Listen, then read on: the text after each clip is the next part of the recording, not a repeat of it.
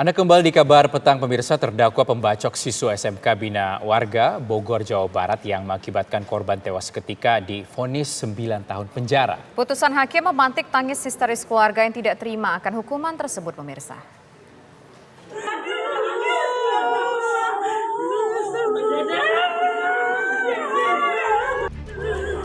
Tangis histeris mewarnai sidang putusan kasus pembacokan yang menyebabkan siswa SMK Bina Warga 1 Bogor, Jawa Barat AS tewas. Keluarga korban tak kuasa menahan amarah usai Majelis Hakim Pengadilan Negeri Bogor menjatuhkan vonis 9 tahun penjara dan 1 tahun pelatihan kerja serta membayar biaya perkara sebesar Rp5.000 terhadap terdakwa ASR alias Tukul. Bukan pidana kepada anak, oleh karena itu dengan pidana penjara selama 9 tahun di Lembaga Pembinaan Khusus Anak atau LPKA Bandung dan pelatihan kerja selama 1 tahun di UPT Dinas Pusat Pelayanan Sosial Gria Binakarsa Cilengsi. Menetapkan masa penangkapan dan masa penahanan yang telah dijalani oleh anak dikurangkan seluruhnya dari pidana yang dijatuhkan. Keluarga korban mengaku tak puas dan akan mengadu ke sejumlah pihak, mulai dari Gubernur Jawa Barat, Wali Kota Bogor, hingga Komisi 3 DPR RI atas putusan Majelis Hakim. Dari pihak kami ya, kita sudah terus mengupaya dari sosial media ya, ngetek pejabat tinggi dari Pak Jokowi ya Pak gitu ya, dari Pak Ridwan Kamil ya, kita pengen banget perhatian dari Bapak Gubernur Jawa Barat ya. Tolong Bapak gitu, kita udah sering banget ngetek Bapak, tolong Bapak perhatiannya gitu ya ke kasus ini gitu. Terus Bapak Bima Arya, terus saya mau coba ke Komisi 3 DPR RI ya, bagian hukum dan HAM. Kita terus mengupayakan sampai seadil-adilnya dan semaksimal mungkin hukuman.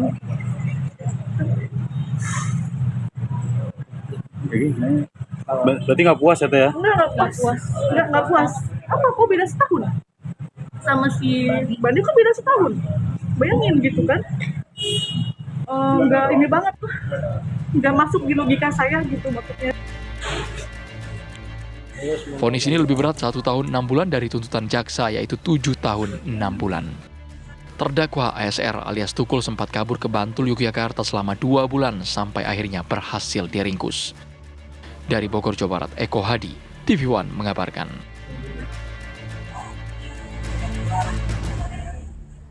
Sebelumnya pemirsa, aksi keji pembacokan dilakukan ASR alias Tukul kepada korban yang masih berusia 17 tahun di Simpang Lampu Merah Pomat, Bogor, Jawa Barat. Korban yang juga masih pelajar di SMK Bina Warga langsung tewas di tempat.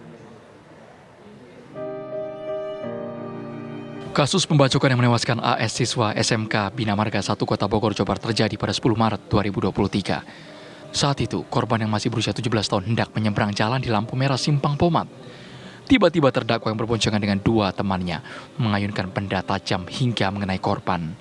Sabetan pedang itu mengakibatkan luka serius di bagian wajah sampai leher korban, sehingga korban tidak tertolong.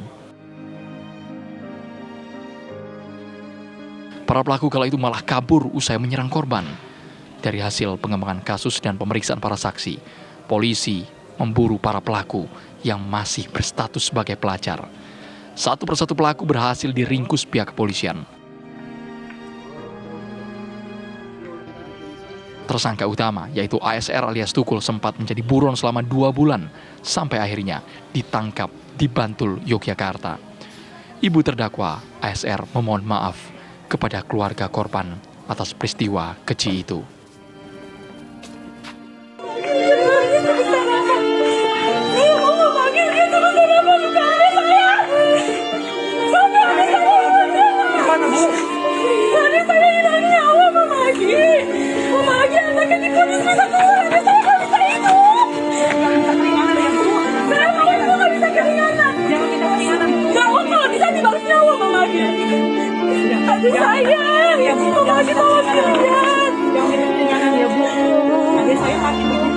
Tim TV One mengabarkan.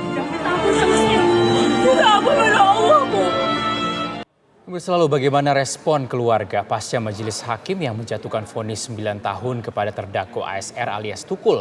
Apakah keluarga menerima putusan hakim atau ada langkah hukum yang akan ditempuh? Kami ajak Anda untuk berdialog dengan ayah asuh korban AS, Bapak Rojaya. Assalamualaikum, selamat petang. Pak Rojaya, apa kabar Pak? Waalaikumsalam, alhamdulillah baik. Baik, Pak Rojaya, apa tanggapan keluarga dari vonis 9 tahun ini untuk terdakwa? Tanggapannya saya sebagai orang tuanya, keluarga ya, sangat-sangat tidak puas hukuman 9 tahun itu. Karena menurut saya itu sedikit ya, kurang-kurang puas lah istilahnya hukuman sedikit. Bila perlu ya hukuman mati. Tapi kan di sini saya ikutin aturan bahwa hukum berlaku. Makanya saya benar-benar keluarga itu tidak puas atas hukuman itu. Dan saya mau banding juga, saya mau banding kemana? Karena saya pribadi juga nggak tahu masalah hukum. Ya barangkali dari pihak-pihak lain mau bantu saya, alhamdulillah untuk banding kalau ada. Ya saya mohon sih dari pihak yang lain mau bantu saya untuk banding. Ya, Pak, kita tahu dan paham sekali pasti perasaan Bapak dan sekeluarga sangat berduka atas kehilangan putra tercinta Bapak. Tapi ketika bertemu dengan terdakwa di persidangan, apakah terdakwa mungkin ada meminta maaf kepada keluarga korban? Ada hal yang disampaikan? Kalau pas sidang awal, ibu korban itu meminta maaf. Tapi sebelumnya itu nggak pernah ada itikat baik ke keluarga saya. Sebelum Agi pernah ketangkap. Jadi pas saya vonis, saya pas sidang kemarin awal sidang saya sidang itu nggak ada itikat baik ke keluarga saya. Tapi kalau meminta maaf pas ya, kalau meminta maaf pas habis sidang itu dia meminta maaf. Oke. Lalu Cuman atas saya permintaan pribadi maaf dari ibu tadi yang Bapak sampaikan, ibu dari pelaku ini, bagaimana keluarga melihat? Keluarga memaafkankah Pak? Kalau saya sih minta maaf ya. Cuma saya pribadi juga namanya manusia memaafkan. Cuman tetap jalur hukum berlaku saya waktu itu ngomongnya caranya. Pak, tapi saat ini putusan hukum sudah jatuh 9 tahun. Keluarga merasa keberatan dengan putusan 9 tahun meskipun memang jaksa hanya menuntut 7 tahun saja. Tapi ini ternyata hakim memutuskan 9 tahun penjara. Pak Rojai. Iya. Ya sebenarnya sih alhamdulillah, cuman kan saya pribadi tetap ya maunya sih dihukum seberat-beratnya. Dihukum Bila perlu lah seberat-beratnya hukuman itu apa? mati gitu Oke, kan. baik. Bapak Ya, inginnya pelaku dihukum mati? iya dihukum mati. Sesuai dengan perbuatan dia ke anak saya. Intinya nyawa dibayar nyawa gitu. Selanjutnya nanti Pak, langkah hukum yang akan ditempuh oleh pihak keluarga ini akan meminta bantuan dari siapa saja. Walaupun tadi Bapak sudah sampaikan saat ini masih belum tahu apa yang akan diambil, belum tahu kemana arahnya dan harus menempuh jalur seperti apa Pak Rojai. Ya kalau memang dari pihak kejaksaan mau bantu saya untuk banding, ya saya berterima kasih. Saya pribadi juga belum tahu mau kemana gitu arahnya. Yang jelas saya minta buat Agi itu dihukum seberat-beratnya.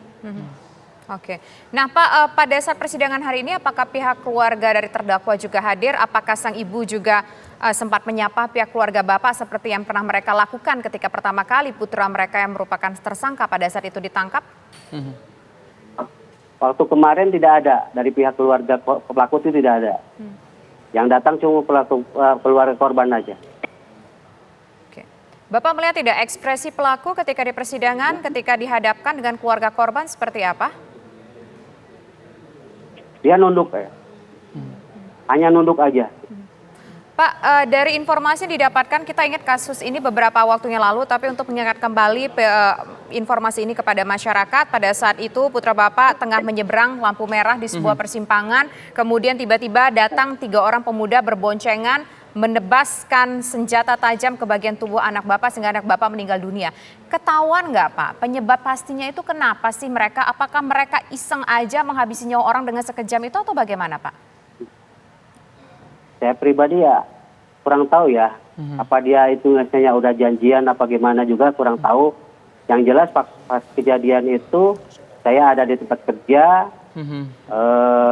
dijemput sama warga saya tanya ada apa, dia bilang nanti aja di rumah.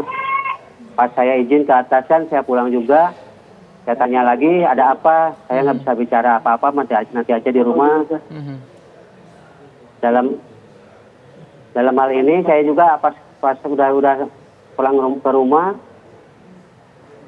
saya lihat bendera kuning yang saya pikirkan takutnya keisi karena isi sering ke pasar.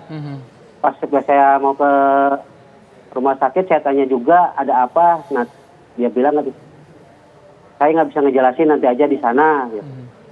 Terus di pertengahan perjalanan juga saya tanya lagi ada apa sih sebenarnya. Ya nanti aja emang di sana katanya gitu kan. Pas mau nyampe rumah sakit saya tanya juga ada apa, nanti aja di rumah sakit. Pas sampai rumah sakit ya Allah. Itu di sana teman beliau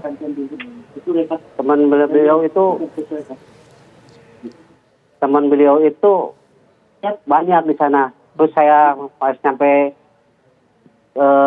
dalam rumah sakit, lihat keluarga saya, istri saya, anak saya semuanya di situ pada nangis. Terus anak saya sama mantu saya itu meluk, ada Abah Dede udah nggak ada, Pak. Ya Allah kata saya. Baik, Pak Rojai, berdasarkan informasi pihak keluarga, siapa sebenarnya sosok pelaku ini, Pak Rojai? Kalau Pak Rojai bisa mendengar kami? Halo? Oke, tampaknya gangguan komunikasi terjadi dengan Pak Rojai. Terima kasih Pak Rojai sudah bersedia berbincang bersama kami di program Kabar Petang. Kita tahu bagaimana perasaan keluarga yang kehilangan anaknya begitu ya. Semoga bisa diberikan tentunya ketabahan kepada pihak keluarga korban dan juga almarhum mendapatkan tempat yang layak di sisi. Semoga dimudahkan langkah yang diinginkan oleh keluarga.